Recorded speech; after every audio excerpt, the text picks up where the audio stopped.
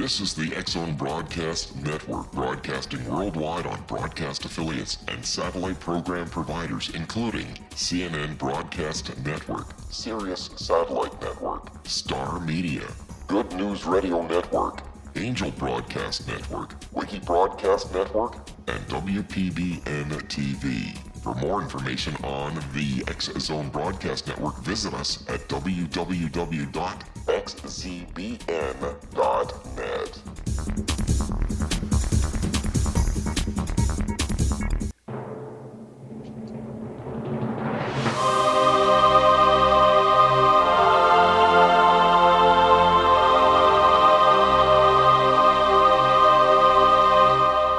The Science of Magic with Gwilda Wiyaka is largely an opinion talk show. All opinions, comments, or statements of fact expressed by Gwilda Wiyaka's guests are strictly their own and are not to be construed as those of the Science of Magic or endorsed in any manner by Gwilda Wiyaka, Relmar McConnell Media Company, its affiliated networks, stations, or employees.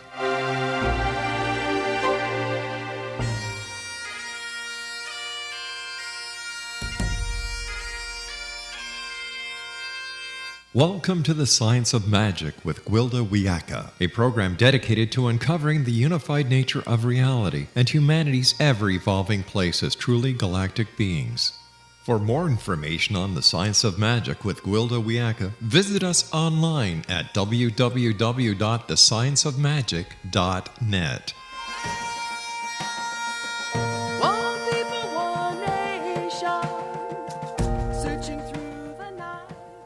Welcome back to The Science of Magic, a program combining the science and magic of today's leading dilemmas to promote revolutionary thought and hopefully co-create new solutions. I'm your host, Gwilda Wiyaka. This hour we'll be exploring Zen to get sane. I once asked my old Lakota teacher why he spent so much time alone in nature rather than with people. His answer: you have to isolate yourself from what is not true in order to find that which is. He was an amazing medicine man and healer. He told me that only the true voice of nature can heal a person by reminding them of who they are. But first, we have to shut up long enough to hear it. He also described modern society as inside out and backwards, and for the most part, totally crazy. Not understanding much of what he said at the time, I've spent the many years since his death contemplating his teachings. Watching the progression, or should I say regression of society, I find I have to agree with him. Mostly we're staggering around in our madness. We unconsciously destroying everything in our path. A delusional race living in a distorted reality of our own making. The only way to see through the illusion is to stand apart, disengage, and align with life itself. How can we see past the collective delusion? Do the teachings of ancient traditions hold anything that can help us today? Why are the old teachings so enigmatic and hard to understand from our modern perspective? What can they tell us about how life really works? In order to further explore these mysteries, let's triangulate between the modern viewpoint, old teachings from a Lakota medicine man, and that of a Zen priest. With us this hour to hold up the Zen part of the equation is Brad Warner, the author of It Came from Beyond Zen, and numerous other titles, including Don't Be a Jerk, Sit Down and Shut Up, and Hardcore Zen. A Soto Zen priest, he's a punk bassist, filmmaker, Japanese monster movie marketer, and a popular blogger based in Los Angeles. His website is hardcorezen.info. Brad, thanks for joining us on The Science of Magic. Thank you for having me. The name of your book, let's start there. Yeah. Do you want me to explain it? I'll try. Yeah, I'd like to hear it. Well, as your intro mentioned, I worked in the Japanese monster movie business for many years, and I'm a big fan of just that kind of cheap, low-budget science fiction film stuff. So that's obviously an influence. But the other thing it refers to is that Dogen, who is this 13th century Japanese Zen Buddhist monk and writer who I enjoy very much, he wrote a piece called Inmo, which Inmo is just it's a Chinese word that he picked. He's Japanese, but he picked this Chinese word that just means kind of something or it. And he uses this word to refer to what I think a lot of mystical traditions would use the word God to refer to. It's kind of this sense that there is something which holds together this universe and can be said to be, in a sense, intelligent and conscious. The reason I find this essay so fascinating is that in the Zen tradition, it's often presented when you read the Wikipedia entry on Zen. Actually, I don't know what that one says, but these kind of really basic introductions to Zen will often say, well, Zen is a religion without God, and et cetera, et cetera. And it's true that there's no sort of creator God or this kind of mythological man in the sky character in the Zen tradition or in the Buddhist tradition in general. But there is this idea. It isn't a materialistic philosophy that says there's nothing out there. It says we're deeply connected with this thing, but this great something can't be named. And anyway, that's how I got to it. I translated, or I should say paraphrased, this essay in the book, and I gave it the title, It Came from Beyond Zen, because I just thought that was funny. Yeah, it's too funny. It kind of reminds me of It Came from Beneath the Sink or from the swamp. Or, yeah, So, that kind of a thing. so we're all on the same page. Let's start out with exactly what is Zen. Well, yeah, when people ask that, I usually default to a kind of historical answer, which may be sort of dry for people. People want Zen is the plum tree in the garden. But historically speaking, it's a movement within Buddhism that occurred about between 800 and 1,000 years after Buddha died. The movement that he started in India had spread out, but it had also become very religious. It had become it had grabbed onto a lot of other traditions that existed in the various areas that it went into, and people were doing a lot of ritual and a lot of other stuff that wasn't related to what the Buddha actually taught. He went around India basically teaching people to meditate. I mean, this is his main claim to fame.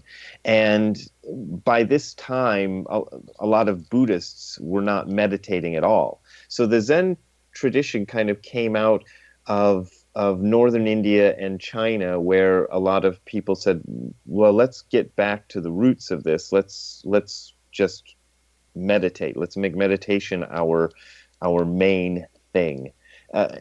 And Zen is interesting in that it has to reinvent itself constantly in order to keep reminding people that no, that what we're really here to do is meditate. We're not here to do all this other stuff that kind of gets stuck on to the meditation practice. So why are we here to meditate? Well, I think meditation is something that is necessary for human beings. I say this kind of.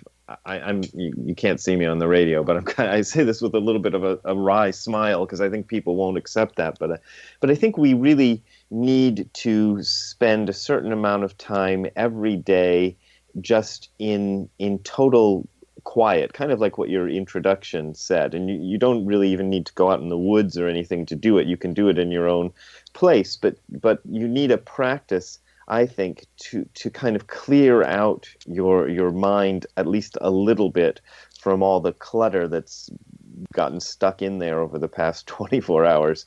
And you do this, and I think we need it more urgently now than ever because we are rapidly increasing our technological abilities to the point where we all have access to tremendous amounts of power. And if we don't use that power responsibly, we could really mess things up. And I really believe that the meditation practice can help you uncover what you truly want. This is something my teacher used to say. When you do Zazen, which is the type of meditation we do, you find out what you truly want. And what you, yeah, go ahead. And why is that important?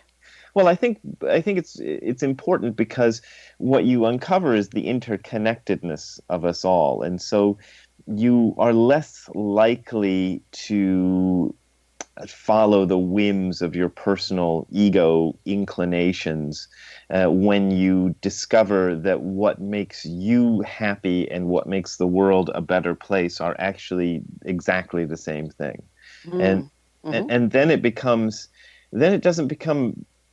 People think you have to make an effort to do good things, or to be a decent person, but you find that it becomes kind of effortless because it's what you actually want to do. It seems to me, though, that we're taught to want things. We don't really know what we want. Yeah, I think that's true. Yeah. It goes back to consumerism and subliminal messaging. And so are you seeing meditation as a way around that? Yeah, because I think what happens is you have desire is this one very interesting topic within Buddhism, and it probably could go on for hours about it. But you have a natural desires or natural inclinations. But what consumerism and materialism and these kind of philosophies do is they take that and they tweak it into something that benefits somebody else financially, basically. And you're right, we are taught very early on to follow that. But the natural inclinations of what we are kind of moving towards or what we want to do at any given moment are actually for the benefit of this greater collective. I mean, I probably sound crazy saying this, but I found this to be true as I've kind of looked into myself over years and years of doing this. Well, it seems like human beings are the only ones that don't play that way. I mean, if you watch wolf packs or flocks of birds, I've got these birds, I filled the feeder and it had been empty for a while. And as soon as I fill it, eventually one of the breed will come and find it. But he won't eat. He'll just sit there and squawk until all his friends come and drain the feeder. Yeah. I mean, we see that everywhere. Why not in people? It's hard to say. I think we've gotten confused.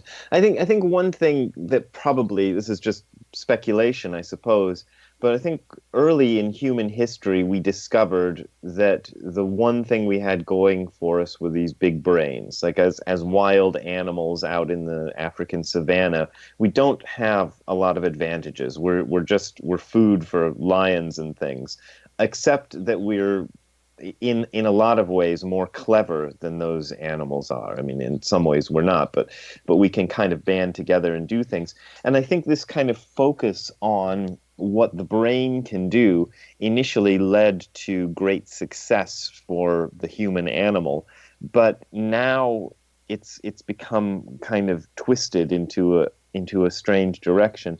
And Buddha noticed this 2,500 years ago, and he probably wasn't the first. And it hasn't gotten any better since, right? Well, this is an interesting question. I don't know. I think we're at a point of uneasy equilibrium. I do think things are getting worse and getting weirder in some ways, and in other ways we're managing. And I just say that based on the fact that we haven't blown ourselves up yet, And I think that's actually a really positive sign. It was when I first encountered the teacher who ordained me in Japan. I was really kind of negative and morose about the world, and he was a big optimist, and I thought that was annoying. But he eventually kind of won me over because he'd lived through World War II in Japan and things like that, and he could see things differently, and he believed that the world was actually getting better incrementally, not quickly, but by increments. Yeah. Well, we're going to have to take a pause for a commercial break. On the other side of this pause, I'd like to talk about seeing the world differently and how that can serve us. Brad and I will return shortly, so don't go away. You're listening to The Science of Magic. Our current episodes are internationally broadcast and aired daily through the X-Zone Broadcast Network, xzbn.net. The X-Zone is based in Hamilton, Ontario, Canada. In service to our listeners, prior innovative episodes can always be accessed free of charge on our website, thescienceofmagic.net.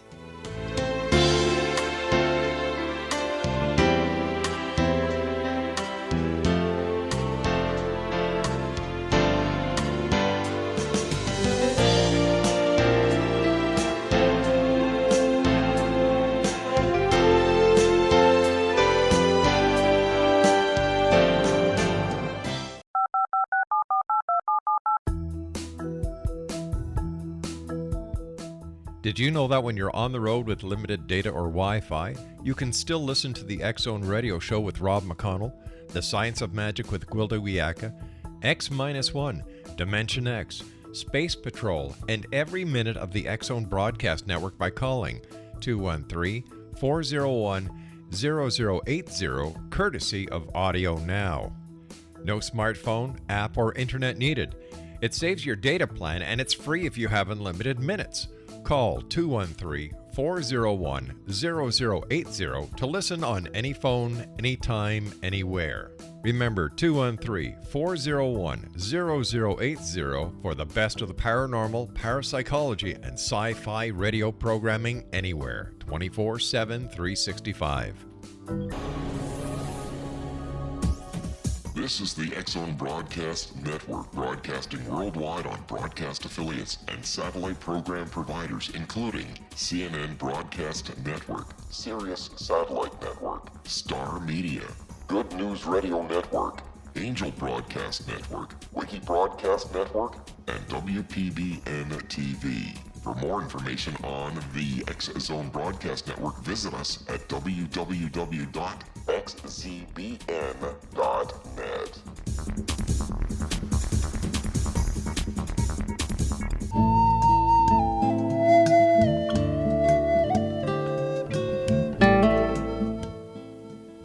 Welcome back. This is the Science of Magic, dedicated to unification and evolution of consciousness. I'm your host, Gwilda Wiyaka. Our guest this hour is Brad Warner, the author of It Came from Beyond Zen. His website, hardcorezen.info. Brad, we were just getting into seeing the world differently. How can meditating or the Zen practice help us with that? Well, the kind of meditation that we do in the form of Zen that I studied is called shikantaza, which is just a fancy Japanese way of saying just sitting. So the type of meditation that I teach and that I learned is goalless. So you're not trying to make anything happen.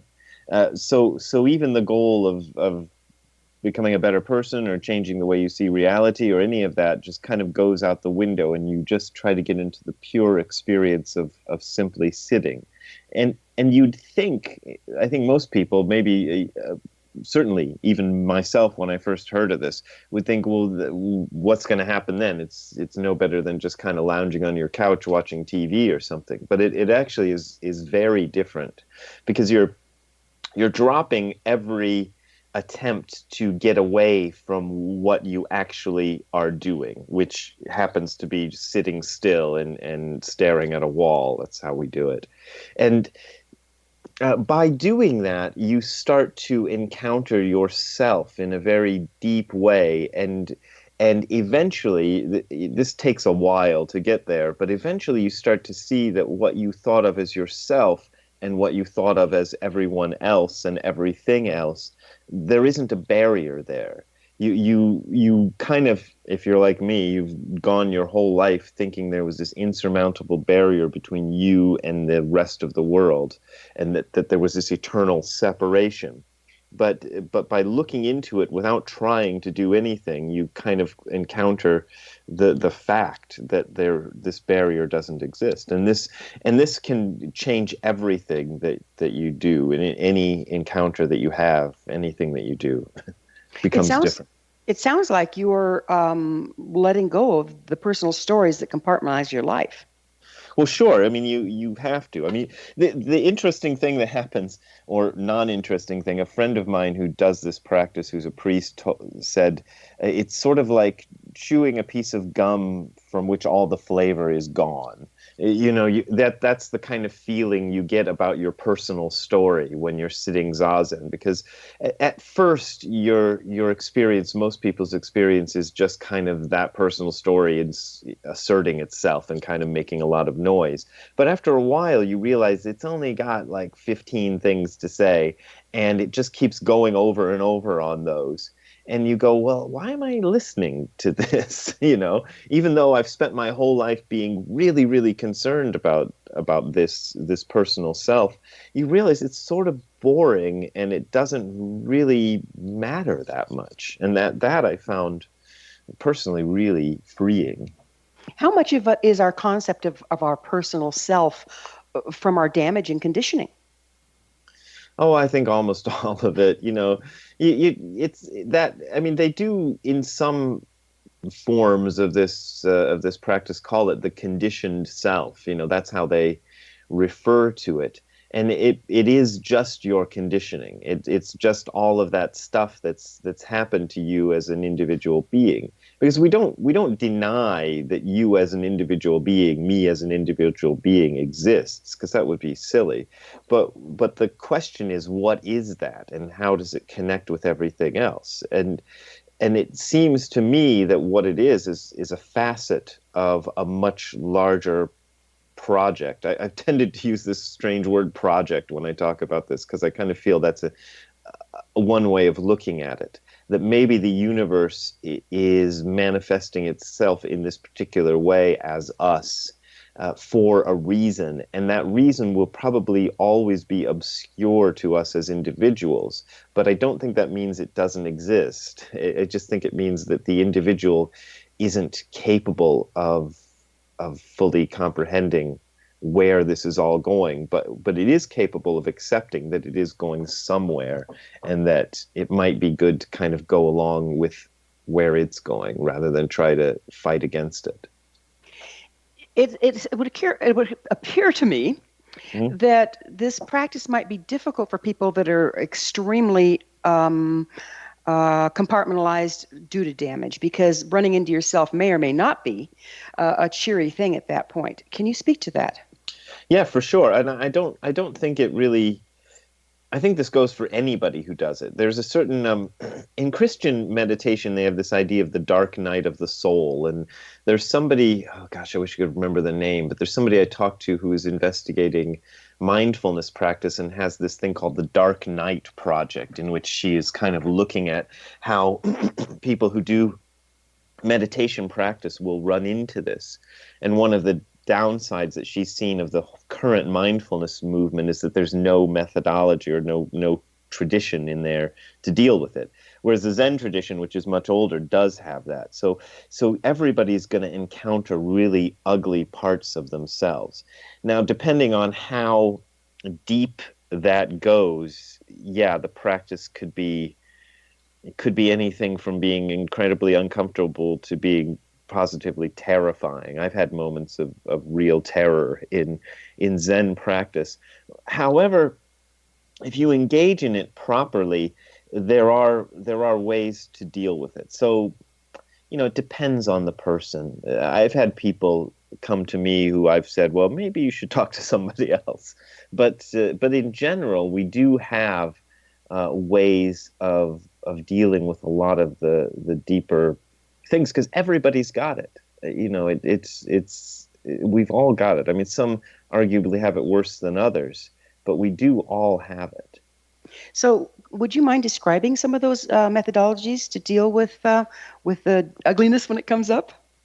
Yeah, it's not really a sort of standard set of things. It's just, for example, in order to be ordained as in the traditional style of a Zen priest, and I don't even like the word priest, but we leave that aside for a minute, you have to demonstrate to your teacher that you have undergone that process yourself. And it's not usually so much stated like, demonstrate to me that you've gone through the dark night of the soul. It's not something your teacher's likely to say, but your teacher will see that because she or he has already been through that themselves. So they understand this, and so basically what I do is, if somebody comes to me with that, I try to relate it to the darkness I've faced, because I really believe there's a great commonality between human experience. We focus on the differences between individual experiences, and that's okay. But what you find, I think, when you look at it more carefully, is that these experiences are all kind of there's a common theme running through all of them, and it's usually has to do with this kind of sense of the individual self asserting itself against the greater whole. And the examples range from all over the map, but it all kind of comes down to that. And so you just kind of deal with it by talking. There's a tradition called Dokusan, which is just a private consultation we do. And every time I run a retreat, I give everybody an opportunity to do this, and we just sit in a little room together and talk. But what I'm trying to do as this kind of facilitator of it is get out of the way and find the place where the two of us in the room are meeting in a common ground, where we can kind of stand there and look at what surrounds us both and see what that is. I guess So that sounds weird. that differs from therapy, because you mentioned Mhm. that sometimes somebody will come to you and you go, yeah, maybe you need to be talking to somebody else. Do you refer out? Well, not specifically. I mean, I don't have like a group of therapists or anybody that are on call that I would deal with. But, occasionally, on a rare occasion, somebody seems to be having a difficulty that's kind of beyond what I can deal with. And what it usually seems to me is it's not the difficulty itself. It's the way the person has learned to process it is the problem usually, because you can kind of bounce back from almost anything if you, geez, this sounds crazy, but if you kind of approach it the right way. But yeah, I have told people, don't stop taking your meds and Yeah. keep Yeah. seeing your therapist. Yeah. So there's a lot of people think they want to find and kill their shadow. Would you speak to that?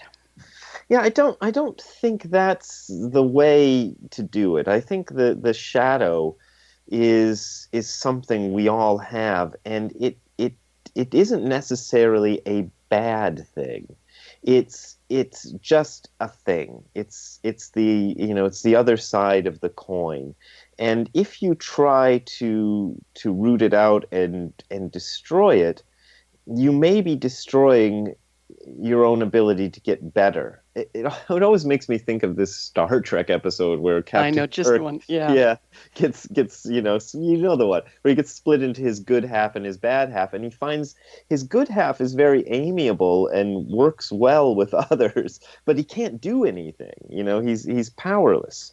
And I think whoever wrote that episode was very insightful and understood this basic thing, that shadow part of ourselves is actually a way into something better if you let it be. But if you keep pushing it away, it actually lends power to it, and it makes it more evil than it actually is.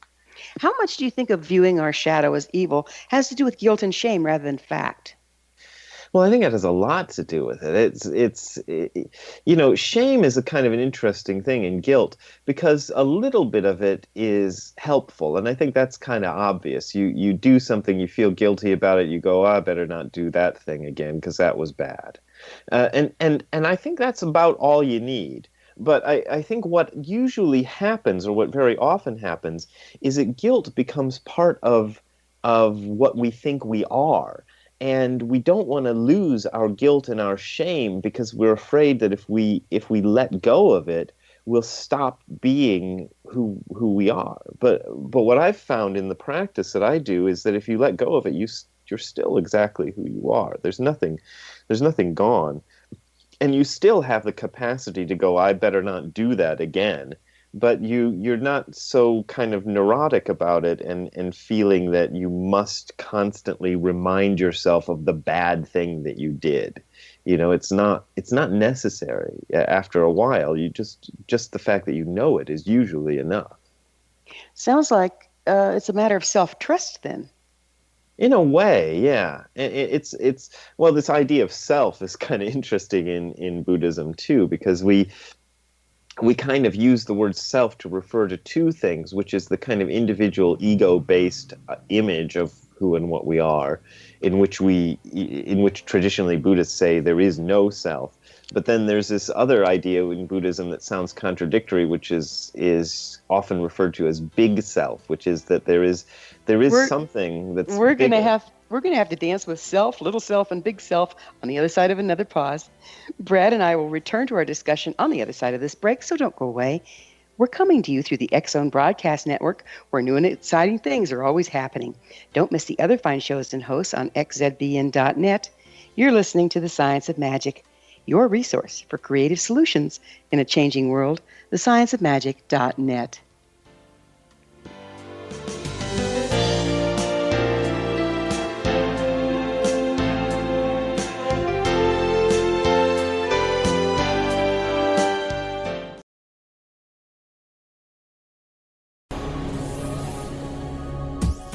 This is the X-Zone Broadcast Network, broadcasting worldwide on broadcast affiliates and satellite program providers, including CNN Broadcast Network, Sirius Satellite Network, Star Media, Good News Radio Network, Angel Broadcast Network, Wiki Broadcast Network, and WPBN TV. For more information on the X-Zone Broadcast Network, visit us at www.xzbn.net.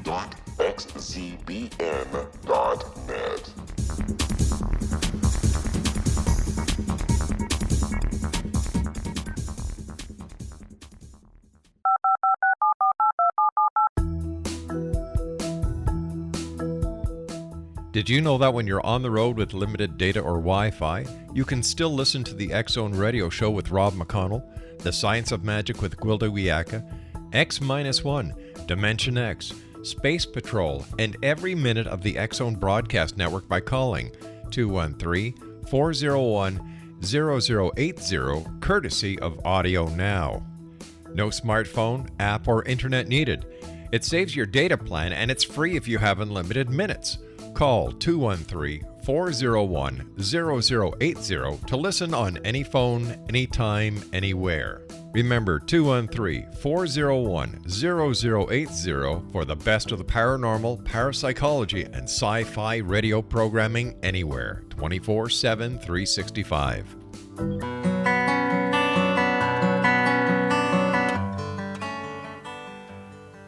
Welcome back. This is The Science of Magic, a place where magic and science come together to promote enlightenment.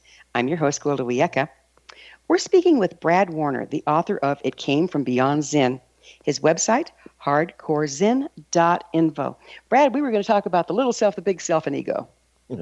Yeah, this is a huge thing, and one of the kind of key questions that we ask ourselves in Zen is, who am I? So we all have an experience of reality. I'm sitting in an apartment in Los Angeles talking to you, and you're up there in Ontario, and it's warmer here probably, and so we have a slightly different experience, and so we extrapolate from that and say that I have a self and you have a self. But the question that comes up is whether there is a self which includes both you and I and all of the listeners and everybody else. And collectively, I think, the current thinking that I see going on in Western society is that no, that's not right. Everybody's an individual and we're all eternally separate. And we've kind of hoed that row for a few hundred years in Western society. But I think it's starting to break down as people come together more, and we realize that these separations we feel are kind of an illusion, even though it's a very, very strong illusion. We really feel it's there. But you're kind of embracing two sides of a coin. One side is obviously there are, for example, two different people having this conversation together, and we can say that. But there's also a collective in which that dissolves and breaks down, and there aren't two people. There's just this one thing having one gigantic experience, and both sides, I think, are important to keep juggling. This brings me to an interesting topic. Okay, mm-hmm. My teacher, who was a Lakota elder and shaman, he spent most of his time alone in nature. And Dogen, is that the way you say his name? Dogen, thank you. Yeah. Dogen was, for the most part, in a monastery. Yeah. So how can the teachings of these masters that are so isolated apply to modern life?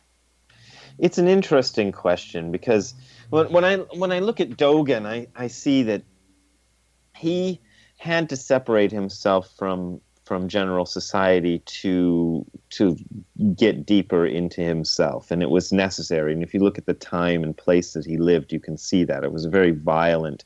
Japan in the 1200s was probably worse than any third world nation you can think of today in terms of just constant violence and constant warfare and political disruption and so forth. And we do live in a somewhat different world. I mean, for all the whole weird things that are going on politically and socially, it is a bit more stable now, and we can find spaces to devote ourselves to a practice within society. But it's difficult. It requires a kind of a balancing act. And I think it's still true that if you really, really want to go deeply into this stuff, that if that's what you mainly are concerned with in life, you are going to have to go off alone, at least for a while. The Zen tradition has a kind of a way to do that, which I think makes it interesting. I think what the Buddha's great innovation wasn't so much to come up with meditation. Other people have meditated before, but he came up with a way to do it as a group activity, which I think the society in his time and the society in our time need, and which just means you get a number of people together and they pick a spot and they meditate together and they agree not to get in each other's way during this very sort of personal, raw individual practice that they're all doing. And it's a difficult sort of thing to kind of make it work, which is why in Zen temples there are really strict rules, and there's a kind of a hierarchy even of people. But the hierarchy isn't something you believe in as an eternal thing. You just accept it as part of making this group meditation stuff work. So I think there are different ways to approach it. Well, it seems that there's a paradox here. Mm-hmm. On one hand, yeah, there always is, darn it. On one hand, we're trying to unify with all that is, and we're having to isolate to do so. Yeah. Well, I think it's because the unification with all that is our background. It's always there. So it's not that you go off into the woods or into the monastery to make that happen. You do it in order to kind of get away from some of the noise and things that interrupts your ability to see that. It's like silent. This might sound like Zen paradox. Silence is always there, even in the midst of tremendous noise, but it's harder to focus on silence during, in the midst of tremendous noise. I mean, and that's the simple reason for that is you're an animal, you're a social animal, and you are attuned to hearing what other members of your species are doing, and that's part of how you stay safe and stay alive. So it's very natural if you're in a noisy place to attend to the noise that's going around, which is why sometimes you have to find a very quiet place so that you don't need to focus so much of your attention on all that external noise. So is group meditation like a training so that you can do both? I think so, yeah. And I think the group meditation is a really interesting thing, because you think about the primitive society that the Buddha was dealing with, by our standards would seem primitive, and just having a bunch of people around helps you to make things happen. But also it's the training is that you learn, you find this space, this silent space, and you realize that this silent space isn't something that happens out there in the woods or something. That's a good place to find it, or on the top of a mountain or whatever. But you realize that it's going on all the time, and that you can find it any time that you need it. That's the great benefit, and that's what you're actually training for. Is to come back to who you are originally. Yeah, who you are originally, and how you're connected to this great intelligent silence or something. So, is there a degree of enlightenment that comes from that? Do we get information from those spaces? That's an interesting question, because in Buddhism you have this story that goes right back to the beginnings, where Buddha sat under a tree and experienced enlightenment, and people kind of imagine that as some kind of barrier that one crosses. And after which everything becomes different, and that is true. That does happen. But the enlightenment that you discover through this process isn't something newly created. It's something that was always there. So that's the tricky bit, and I think this is where a lot of people go wrong, because they're looking for, and I'm one of these people, I should say before I even say this, we're looking for something outside of our ordinary experience, because we think our ordinary experience is somehow mundane or unworthy, or just kind of small and silly, and that there's some greater thing going on beyond it. But what's really going on is that our so-called mundane and ordinary life is the enlightenment that we're seeking, and that's part of what Zen keeps, what all the great Zen teachers keep saying, and it's So really difficult. So it kind of goes back to chop wood, carry water, but be present with whatever you're doing. Yeah, that's it. And the chopping wood, carry water, just to dovetail it around to my own work, is I think that's a great image. But on the other hand, how much of us chopping wood and carrying water is not our everyday experience anymore in modern Western society. So I think one of the things that gets kind of lost when you're trying to talk about Zen is people get very into the great, Asianness or Orientalness of the thing, and it's way over there. But, chopping wood and carrying water is the same as doing the dishes and making mac and cheese or something. Yeah, exactly. Like that. Whatever's ordinary for you, yeah. Right. But being present with whatever you're doing. Yeah. So what do you think is the greatest Western misconception of Zen? Oh boy. I mean, there are so many. There's a few. Yeah, it's that it's this kind of chill out thing. I mean, I've been kind of, over the past couple of years, collecting examples of weird uses of Zen. There's in West Hollywood, there's a medical marijuana dispensary that's the Zen. It's called Zen Collective or something. And they have billboards, with this giant green Buddha, and just going, well, that's not exactly what we're getting at in this practice. It's not quite the same thing. So it's a serious practice, and I actually don't mind when people make fun of it, and I laugh at things like the Zen medical marijuana dispensary and the Zen nail salon and all the rest of it that you see around town. And I think it's okay to make, to have a good time with it, but it's also a very serious practice that does take some work, and it's not just kind of chilling out. What do you think is the most beneficial aspect for modern people of the Zen practice? Well, I think it's just coming into contact with who you really are, because you probably, if you're like me, think you know who you are, but working in this practice, you find that what you thought you were is very superficial. It's like this kind of glaze on top that doesn't get to the real heart of who you are. And when you find that the heart of who you are and the heart of who everyone else isn't really different, and that even your worst enemies or whatever example you can think of as the worst person in the world, you have a common ground with that person.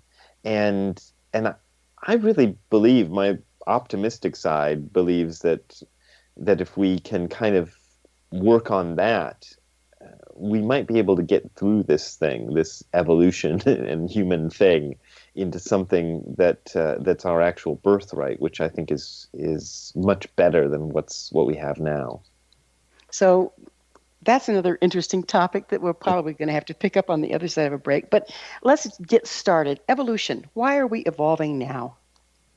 I don't know. I think something is happening, and I really kind of try to stay away from the kind of fluffy parts of the way sometimes people depict this, but I do think it's correct that there's a positive change going on in humanity, kind of bubbling under the surface, and it's being battered from all sides. It's like this little bud that's trying to grow, and everybody wants to stomp it out.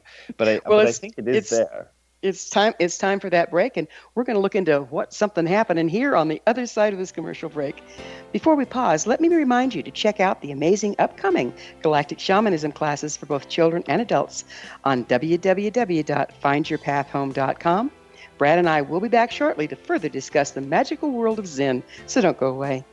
This is the Science of Magic, your resource to altruistic professionals of science and the esoteric working to create common ground for the betterment of our world.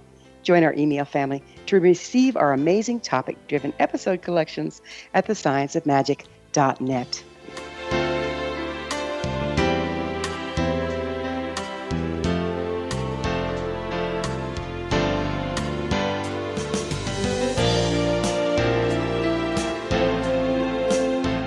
The Earth is under ever-increasing pressure from untenable lifestyles and growing populations. Yet, viable answers seem in short supply. What if I told you there's an ancient form that can empower you to take charge of your life? What if your entire family could be enfolded and supported by life itself, finding safe passage through challenging times? I'm Gwilda Wiyaka, founder and director of Path Home Shamanic Art School, with great news: an upcoming series of leading-edge online affordable classes based in an ancient form of shamanism, easily learned and used by your entire family. Galactic Shamanism, Art of the Ancients, Key to Tomorrow are a series of online adult and children's lessons instructing your entire family on natural law, how to cooperate with and be supported by the powers of the universe. Visit findyourpathhome.com to find these unique and powerful classes. This is the X-Zone Broadcast Network, broadcasting worldwide on broadcast affiliates and satellite program providers, including CNN Broadcast Network, Sirius Satellite Network, Star Media, Good News Radio Network, Angel Broadcast Network, Wiki Broadcast Network, and WPBN TV. For more information on the X-Zone Broadcast Network, visit us at www.xzbn.net.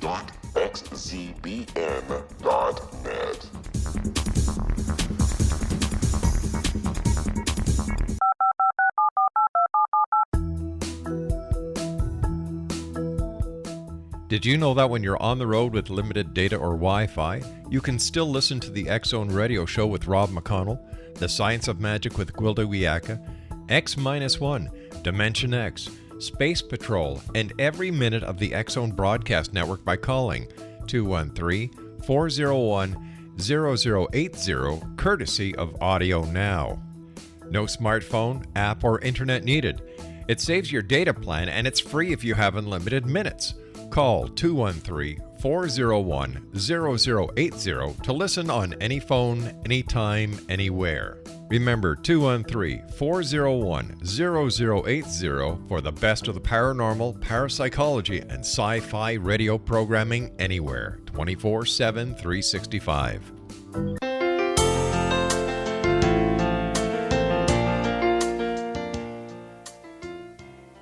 Welcome back, my friends. This is the Science of Magic, bringing together gifted people of service to the world. I'm your host, Gwilda Wiyaka. What's up in your world? I always love to hear from my listeners, so please email me at info@thescienceofmagic.net and suggest a topic or a guest that's on your mind. You're probably not the only one that would enjoy them. Our special guest this hour, speaking as people of service to the world, is Brad Warner, the author of It Came from Beyond Zen. His website, hardcorezen.info. Brad, we were just starting talk about evolution. Mm-hmm. Was the conversation devolving, or are we okay here? No, I think it's an interesting question, because you can look at evolution in science and you can say something is happening, and I think as human beings we are moving towards something, and what evolution's end goal is anybody's guess. We used to think it was the perfection known as the human body or something like that, but I think that's kind of gone by the wayside, that idea. But we are kind of moving towards something, and I really I feel very positive about it and very negative. You know, like I said earlier, I had this very dour negative side until I encountered the teacher who ordained me in Japan, who was very positive and upbeat. And even when you think about some of the horrific things he had to encounter in his life, he managed to get through it.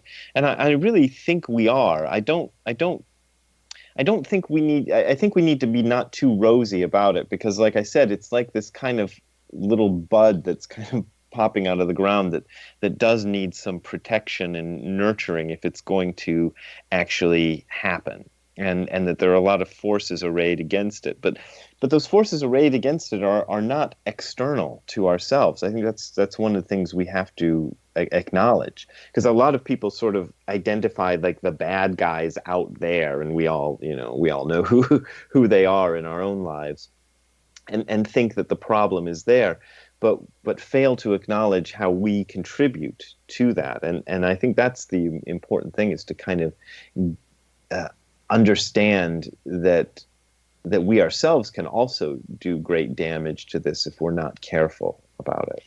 Which brings us to another interesting point, compassion, which seems to be very prevalent in both Zen and shamanic practices. What can you tell us about compassion Zen style? Yeah, Dogen has this weird phrase that he uses. He wrote this essay called Kannon, and Kannon is the bodhisattva of compassion. It's sort of the embodiment of compassion. And it's not looked upon usually as something external. It's something that we possess. But he says that compassion is like a hand reaching for a pillow in the night, which I think is when I first encountered it, I was like, what the heck does that mean? That doesn't make any sense. But he's using this as a metaphor of something that happens spontaneously. You know, the hand reaching for the pillow is implying that we're asleep when it happens. So we're not even trying to do something. We're just responding to the situation that exists. And so in that way, our compassion arises spontaneously according to the situation, and we don't really have to work at it. The only thing we have to work at is getting out of the way of compassion, is kind of allowing compassion to happen. You know, when you feel the impulse to be compassionate, not to stamp it out and say, "Oh, I got better things to do." You know, you respond to it, and by responding to it, you actually make your life a little bit better. That's the interesting thing about it, is that compassionate action is never one-sided. It's never just something nice you do for somebody else. It's actually something nice you do for yourself, to be compassionate. It seems our modern society often mistakes sympathy for compassion. Would you speak to that? Yeah, that's an interesting point. I hadn't really thought about that, but yeah, well, you know, you just kind of, I mean, it's very easy on social media to think that you go, I feel for you, and you've done your bit for compassion for the day, and that's not really it. You have to kind of actually go and do something, but it's again, it's the spontaneous doing. It's not really. Most of the time, if you try to be compassionate, the tendency will be to go wrong with it. So yeah, it's a tricky question. It seems like compassion is more of a being than a doing. Would you clarify that, please? Yeah, I think you're right. I think you find the compassionate place within yourself and allow that to manifest as it will, without making anything happen, without saying, what would a compassionate person do in this situation? I mean, a little of that can help, you know, if you're really having trouble. But most of the time, my teacher used to say this weird thing, which is the right answer is always apparent. And I would go, really? Because sometimes it seems to me like it's not.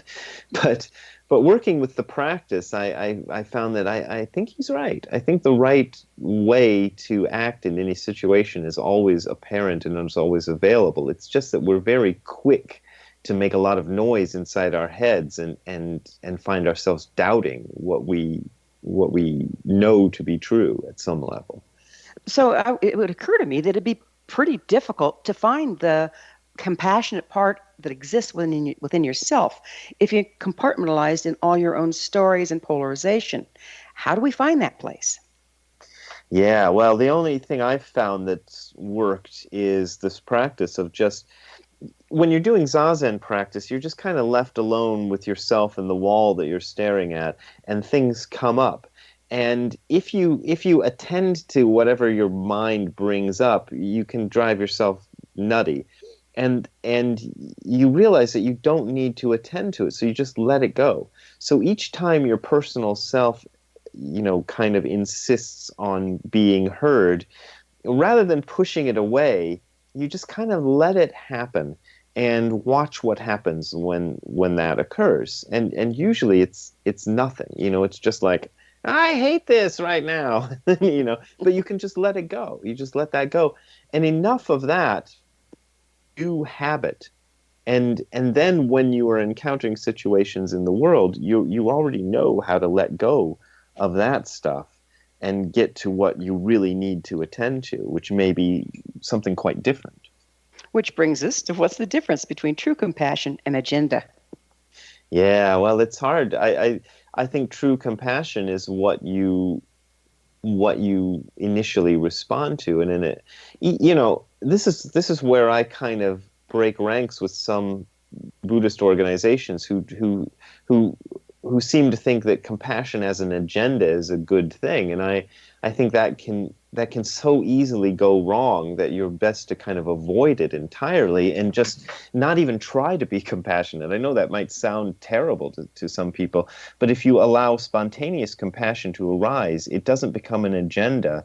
Even often you can mask a personal agenda with the idea that you're being compassionate, but what you really want is the absolutely kind of reward, right?